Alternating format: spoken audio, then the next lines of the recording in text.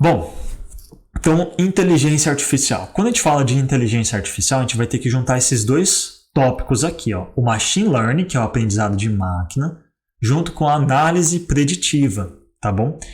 Foi o que eu tinha passado aqui, ó. A gente vai... O que é o machine learning? A gente vai passar dados para poder treinar a nossa máquina, ok? E com base no treinamento que a gente deu para a nossa máquina, para o nosso modelo, né? A gente vai criar o quê? Uma análise preditiva, tá bom? Prever está mais rápido, mais barato e mais assertivo, ok? A análise preditiva, né? O termo mais correto é predição, né? Mas para a simplificação estamos usando previsão e possibilita novas aplicações, tá bom? Então, o que é o aprendizado de máquina? É justamente isso, é eu alimentar a minha máquina, alimentar o meu software, enfim, para que essa máquina possa me dar análises preditivas, prever o futuro, tá bom? Então foi o que eu falei, o que é inteligência artificial? Eu posso criar um modelo de inteligência artificial que vai coletar todos os dados, né, sobre os meus alunos aqui da Make Easy. E com base nesses dados eu posso fazer uma previsão, né? E essa previsão vai poder me dizer mais ou menos quantos alunos eu vou ter, quantos alunos eu não vou ter, quantos alunos eu vou perder, quantos alunos eu vou ganhar, tá bom? Então, é possível fazer isso, né? Eu posso alimentar, né, o meu modelo, a minha máquina, e ela vai me dar, né, essas análises preditivas, tá bom? Então isso aqui não é um bicho assim de 7 cabeças, galera. Claro, a parte computacional, programacional, isso aí vai ser o nerd da empresa que vai fazer. Mas o conceito, nós como gestores de empresas, né, a gente precisa pelo menos saber. Você não vai poder chegar lá no nerd e falar, ó, cria um modelo aí para mim. Tá, beleza, eu posso criar um modelo para você, mas eu vou precisar de dados X, Y, Z. Você tem esses dados? Tenho, beleza, tá aqui. Tá bom? Bom, então vamos pegar aqui um exemplo, né, de inteligência artificial para que que a inteligência artificial está sendo usada, né, hoje em dia, para resolver um problema aqui, que é a questão dos veículos automotores, tá bom? Então, ó, a autonomia veicular nunca foi pensado como um problema de previsão. A autonomia não é novo, mas tradicionalmente é utilizada em ambientes controlados, como, por exemplo, armazéns. Então, a gente já tinha um exemplo, né, carros autônomos, veículos autônomos, que eram usados em armazéns, né?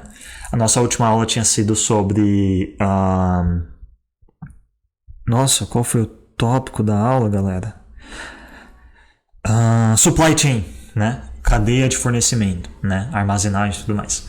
Enfim, isso aqui não é novo, autonomia veicular, né? Já tinham robozinhos ali que conseguiam, sistemas, softwares que conseguiam dirigir um tratorzinho desse de ajeitar ali os pallets, tá bom?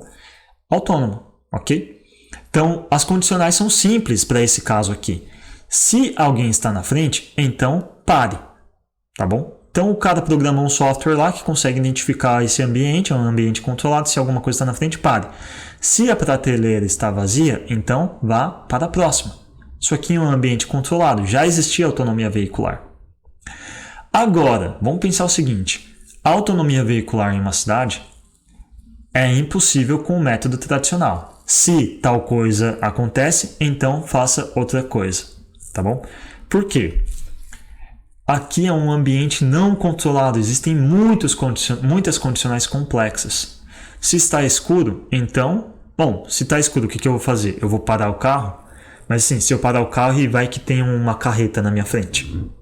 Então perceba que isso aqui não é um ambiente controlado. O que você vai fazer? O que a inteligência artificial vai fazer nesse caso, se ficar escuro? Se tem uma criança na frente, então passo por cima da criança, paro, me sacrifico e jogo o carro na ribanceira, mato a criança, paro e deixo a carreta bater atrás e vai causar um engarrafamento. Perceba, vamos supor, você está andando numa rodovia, tem uma criança, atrás de você tem 100 carros. Se você parar, os 100 carros vão bater, vai causar um acidente enorme, pode ser que várias outras pessoas vão morrer.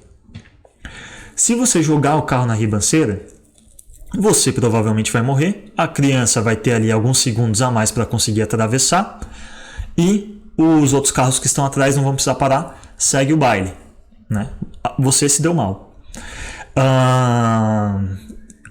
Ou seja, perceba que aqui, galera, é uma situação em que não é uma coisa simples de decidir. É uma situação extremamente complexa para decidir. Só mesmo um ser humano vai conseguir tomar uma decisão na hora. Então, a inteligência artificial, na autonomia veicular para o meio urbano, ela está sendo treinada para isso, para resolver problemas como esse. Se está chovendo, então, se tem uma blitz, então, se você é um ladrão e tem uma blitz, você vai fazer o quê? Eu vou acelerar e tentar fugir. A inteligência artificial vai poder decidir isso, entendeu? Então, eu dei esses exemplos aqui só para vocês verem que autonomia, né, numa cidade é difícil. Por quê? Porque não tem tantas condicionais simples, as condicionais são complexas. É diferente desse caso aqui, que você pode muito bem treinar o software, o robozinho lá, só para fazer isso. Se está vazio, pare. Se a prateleira está vazia, pode colocar mais produtos na prateleira, tá bom? Então, como eu falei, a inteligência artificial, coisas que para nós são complexas e que só um ser humano vai conseguir tomar uma decisão, a inteligência artificial não vai tomar uma decisão assim tão rápida. Por exemplo, para um robozinho, ele ficaria meio confuso. Putz, isso aqui é uma mulher ou um cachorro? Entendeu? Similaridade para o ser humano é óbvio, mas não para um computador. O mundo real ele é muito complexo, tá bom? Então, como que a gente vai fazer para que as inteligências artificiais tomem as melhores decisões possíveis? A única maneira é treinar e treinar cada vez mais as inteligências artificiais. Treinar o robozinho para ele tentar se aproximar o máximo possível de decisões que talvez só um ser humano conseguiria tomar. Por exemplo, quantas placas... Você pode muito bem treinar uma inteligência artificial para identificar essa plaquinha aqui e saber que ela tem que parar. Mas imagina, olha o tanto de placa de pare que tem. Tudo isso aqui significa a mesma coisa, parar. Para nós, a gente consegue identificar. Para um robô, para um machine learning, não, tá bom? Bom, então, né, o mesmo exemplo aqui da autonomia, né, veicular. Só pode ser resolvido com previsão, tá bom? O que um bom humano faria? Um bom humano programa... Tá, aqui a gente tem um bom humano e aqui a gente tem um programa que faz previsões. Um bom humano ele faz o quê? Dirige. Um programa que faz previsões, né, de inteligência artificial, ele aprende. O ser humano tem olhos e ouvidos. A inteligência artificial vai ter câmeras, radares e sensores. Ok? Bom, então quem faz as previsões são os programas. Só que em inteligência artificial tem outro nome, os algoritmos. Então os algoritmos é o que vai treinar a nossa máquina, tá bom? Para poder resolver esses problemas aqui, né? A gente está usando aqui como base a autonomia veicular, né? Como eu falei, o ser humano ele tem olhos e ouvidos. A inteligência artificial ela vai usar o quê? Os dados fornecidos pelas câmeras, radares e sensores.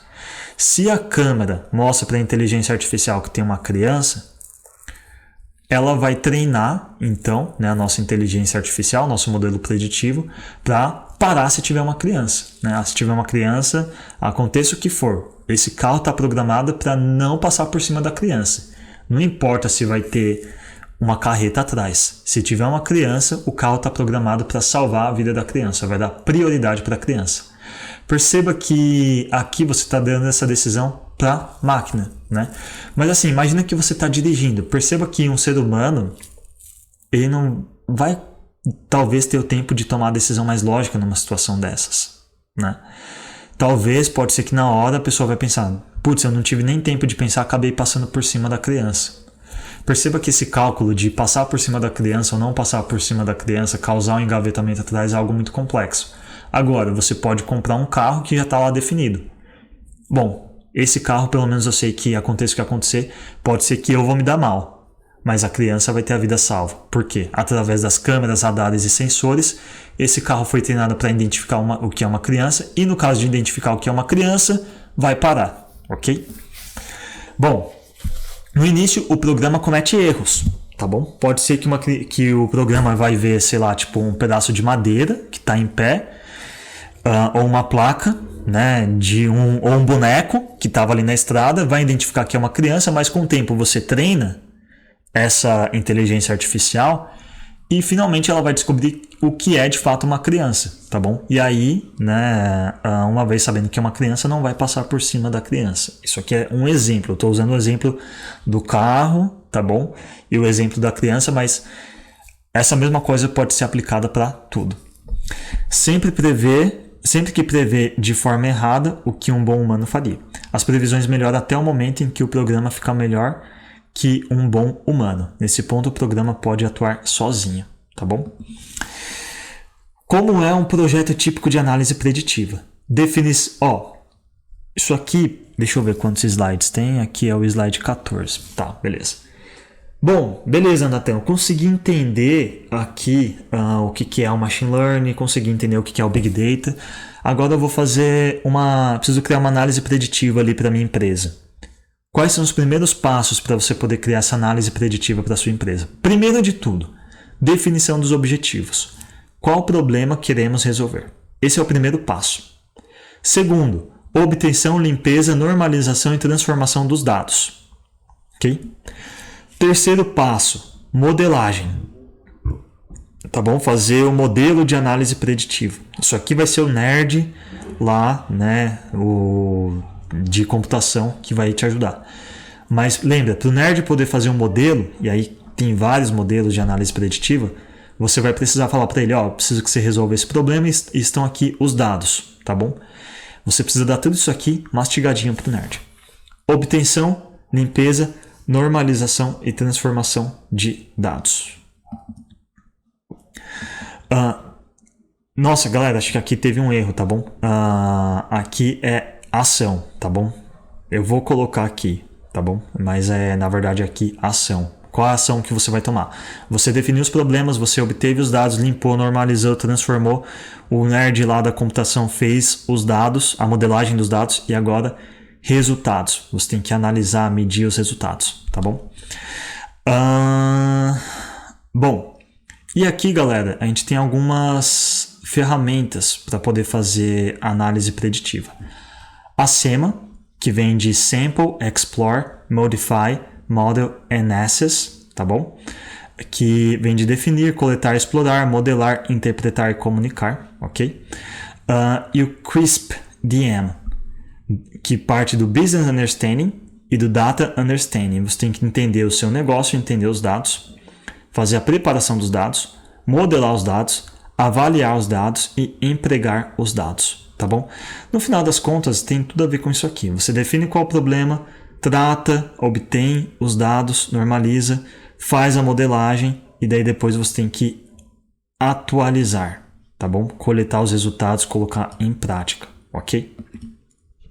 Bom, para terminar, a gente tem alguns modelos generativos. Lembra? Na parte de modelar os dados, né, tem duas formas. Você tem o LLM e o GANS. O que é um e o que é outro, tá bom? A origem e os fundamentos técnicos. O ChatGPT, né, por exemplo, foi criado pela OpenAI, que é uma empresa de pesquisa com foco em Artificial General Intelligence, que busca permitir, diante de uma tarefa desconhecida, encontrar uma solução. O ChatGPT é uma aplicação, mas não de inteligência artificial. É uma aplicação que usa inteligência artificial, tá bom?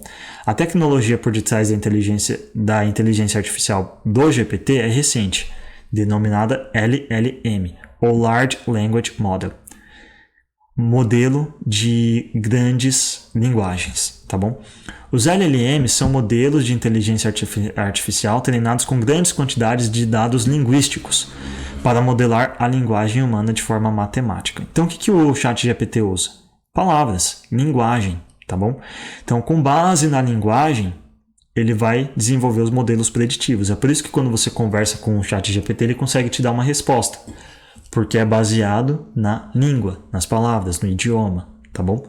Então, baseado numa pergunta que você faz, ele vai usar aquelas perguntas, aquelas palavras da pergunta, vai treinar, vai pegar dados que estão aí na internet para poder dar uma resposta X. Provavelmente aquela resposta que você encontra toda vez que você faz uma pergunta para o ChatGPT é algo que alguma pessoa já perguntou e é algo que alguma outra pessoa já respondeu no geral, tá bom? Bom, Então, o modelo generativo, né? Tarefas que o ChatGPT pode executar: geração de texto, geração de códigos de programação, respostas a perguntas, sumarização de texto, tradução de idiomas. Cuidado, existem outros melhores. Classificação de texto, análise de sentimento, positivo, negativo, neutro, correção de texto, erros ortográficos e gramaticais, diálogo, manter uma conversa fluente e natural, mantendo o contexto da conversa, tá bom? Quais negócios podem ser impactados pelo LLMS? Atendimento ao cliente. Bom, essa tecnologia, né, baseada na linguagem, de você usar a linguagem para poder produzir inteligência artificial, ela pode ajudar muito nisso daqui, ó. Atendimento ao cliente, é o chatbot, o robozinho. Toda vez que você faz uma pergunta para o robozinho, a resposta que ele te dá é baseada em várias vezes que as pessoas perguntaram coisas semelhantes, né? E a resposta também vai ser semelhante. Então não é uma coisa assim tão genial, entendeu? Marketing, criar campanhas de marketing personalizadas e eficazes, tá bom? Eu pedi para o ChatGPT criar uma campanha de marketing para minha escola de inglês. E não deu certo, sabe? Porque ele me deu um texto enorme. Pensa bem, se eu tô no ambiente de rede social, onde eu tenho ali 30 segundos para captar a atenção das pessoas, eu não posso fazer um texto enorme, porque vai dar 2 minutos. Então a gente tem que tomar cuidado, tá bom? Porque o ChatGPT ele pode ajudar, as tecnologias podem ajudar, mas a gente tem que saber como filtrá-las também, tá bom? É claro que eu não aceitei ali a sugestão do ChatGPT quando eu fui criar minha campanha. Educação, criar chatbots educacionais, né? Então vamos supor que você tem, sei lá, dúvidas de matemática ou dúvidas gramaticais. Ao invés de você tomar o tempo do professor, você pode, por exemplo, criar um chatbot que vai oferecer respostas baseado nas dúvidas que outros alunos tiveram, tá bom? Saúde, auxiliar nos diagnósticos, identificar tratamentos de forma mais eficaz, né? Negócios, ideias e planos de negócios, tá bom? Bom, daí aqui a gente vem para a última parte, e essa é de fato a última parte mesmo, né? É difícil manter, né, a coisa aqui curta, né? Mas enfim, armazenamento, modelagem e implantação de Big Data, tá bom? As 3 tecnologias de Big Data que se destacam são MapReduce, Hadoop e NoSQL. Até recentemente, o que são esses 3 caras aqui, ó? O MapReduce, o Hadoop e o NoSQL. São data warehouses. Ou seja, o que é uma data warehouse? É uma casa que faz armazenamento de dados.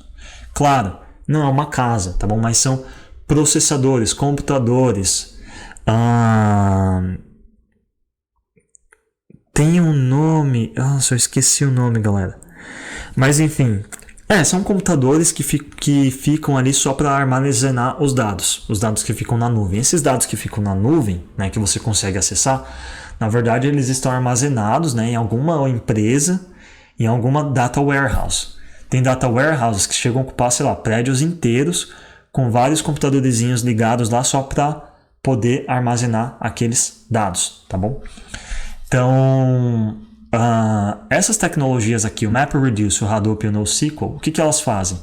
Elas conseguem acessar, né, o Data Warehouse e, com base nas fontes de dados que estão lá na casinha dos dados, né, onde são armazenados os dados, elas conseguem fazer o quê? Análises, reportes, relatórios e data mining, que é a mineração de dados, tá bom? Então, um trabalho que uma pessoa teria de pegar os dados lá da Data Warehouse, analisar, reportar e minerar, essas tecnologias aqui, o MapReduce, o Hadoop e o NoSQL, já consegue fazer isso para você, tá bom? Dependendo dos inputs, né, as informações que você dá para o Hadoop, por exemplo, ele pode já produzir as análises, os relatórios e a mineração de dados, tá bom?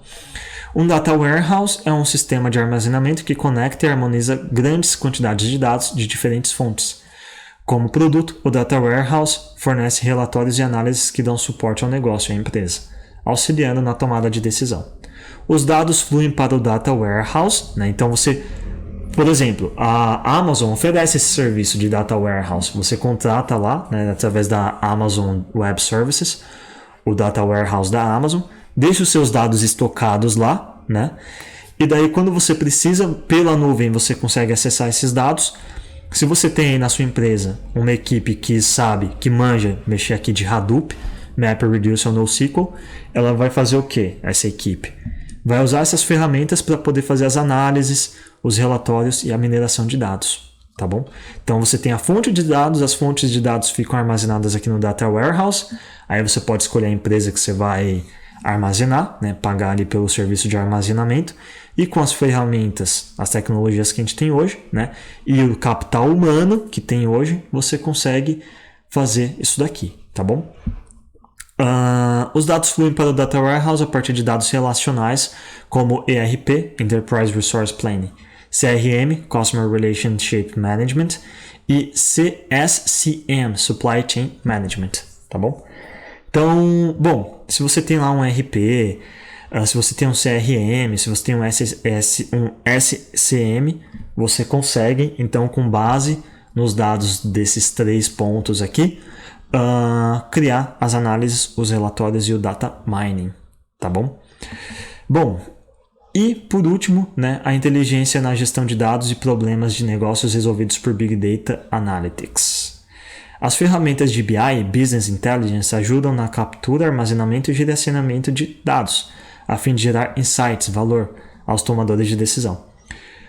Se você é do mundo corporativo, provavelmente você já ouviu falar disso aqui, né? O Power BI. O que o Power BI faz? Não só o Power BI. Tem ferramentas de DataVis, que é data de visualização de dados. É uma maneira mais efetiva de você, e mais fácil de você expor os dados, tá bom? Visualizar os dados. E com base nos dados você consegue, né, tomar decisões, tá bom? Diversas ferramentas podem ser incluídas em um BI. Planilhas, data marts, OLAP, Online Analytical Process, Data Warehouse, mineração de dados, relatórios, workflow, notificações, modelos de machine learning, entre outros, tá bom? Bom, galera, tentei, né, fazer um vídeo curto, mas infelizmente não teve jeito. Deu 41 minutos, eu vou dividir esse vídeo aqui em 2 partes então. Mas é isso aí, espero que vocês tenham gostado dessa aula e a gente se vê no próximo vídeo. Tchau, tchau. Quantas oportunidades você já perdeu por não saber inglês? Em um mundo globalizado, dominar a língua inglesa não é mais um luxo, mas sim uma necessidade. E ainda assim, menos de 5% dos brasileiros falam inglês. E você vai ficar de fora dessa? Clique no link e saiba como a Make Easy English está ajudando vários alunos a chegarem lá. Make Easy, uma nova forma de aprender.